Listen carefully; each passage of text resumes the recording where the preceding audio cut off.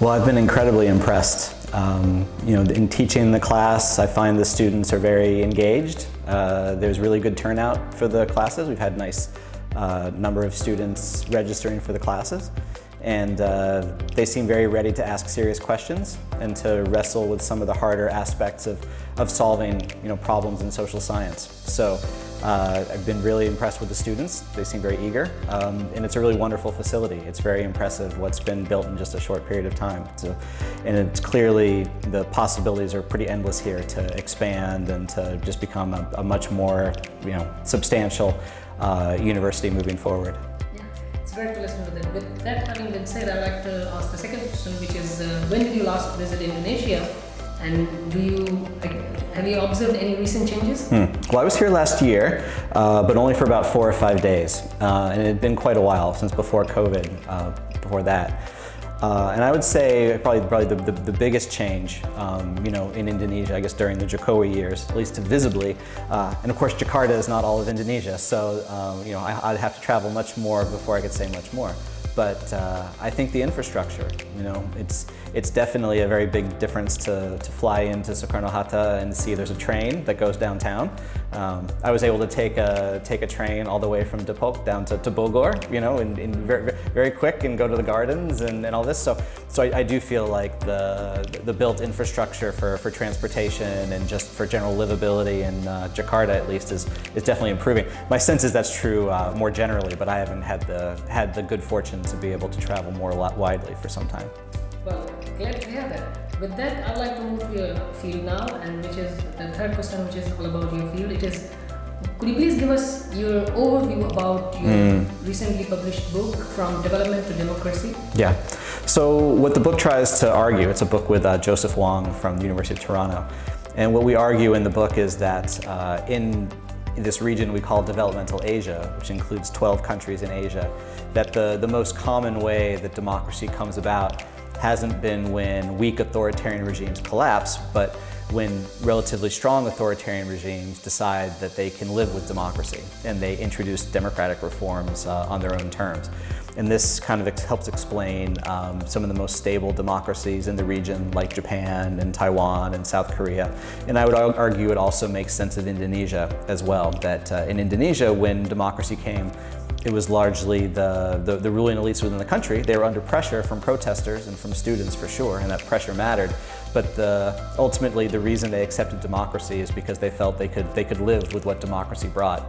And that sort of differentiates Indonesia from Thailand and Myanmar at this point, where the military introduced democracy but decided that they couldn't live with the people who were being elected by the voters. And so we look at those sets of cases, and then also China, Vietnam, Cambodia, Malaysia, Singapore, Hong Kong. And we try to explain why, even though they've had substantial economic development in those cases, they've not experimented with the kind of democratic reforms that we've seen in countries like Indonesia. Great. Well, continuing the same discussion on the same topic, I would like to ask, what is your take on the outlook of Asian democracy in the future? What do you think about it? Well, I'm relatively optimistic, even though we're in a tough period right now. I think that if you look at what's happening in Thailand right now is a good example, or even Myanmar, where you just see that the desire of the people for more accountable government, not to be ruled by military officers, but to be ruled by people who they choose, I think is very, very powerful. And I think that we're seeing a lot of resistance to the popular will from different kinds of political elites. But I think that the pressure is there, and I think that both in places where authoritarian regimes are somewhat strong, I think the possibility for them to see the strategic advantages to democratizing, I think, are very real. I think that's true in places like Singapore, for sure. Also Vietnam, maybe even China. And then I also think in places where the popular pressure is much stronger, hopefully that eventually in a place like Thailand in particular, the people will realize that what the young voters are demanding is something that they'll be better off accepting what the voters are demanding than trying to prevent all pressure and winding up with much bigger problems on their hands. So I think we're in a democratic recession, as they say, but like with the economy, recessions are usually followed by growth, and so I think the possibility for growth in Asian democracy is actually quite promising.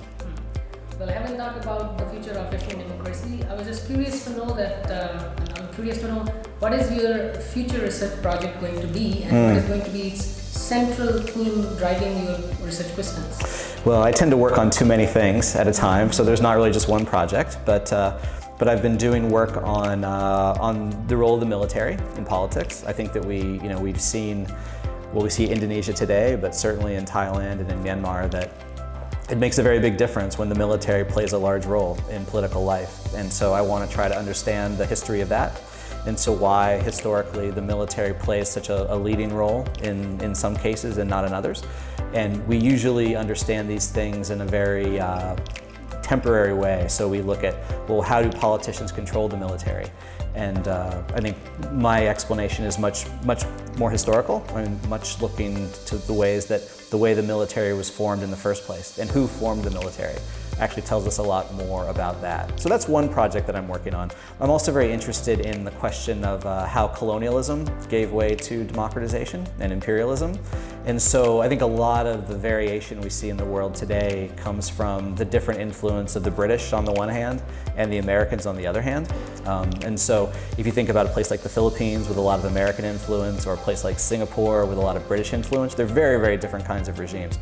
And so I think that there's a more general pattern there. And if we go back to the colonial period, or the period when countries in Asia and Latin America were sort of client states of the United States, I think we can learn a lot about how democracy varies today based on those legacies of what the British did and what the Americans did in those contexts. So those are two projects that I'm especially excited about and actively working on. Well, looking forward to reading about them in the future. Well, with all questions having been asked and having gotten the answer to all questions, it was indeed a great experience with you, having talked to you face to face and having the honor to have the conversation with you in person. With that having been said, I would like to just thank you and say goodbye. Sure. The honor was mine. Thanks for having me. Yeah, thanks so much. Thank you. Yeah. Bye.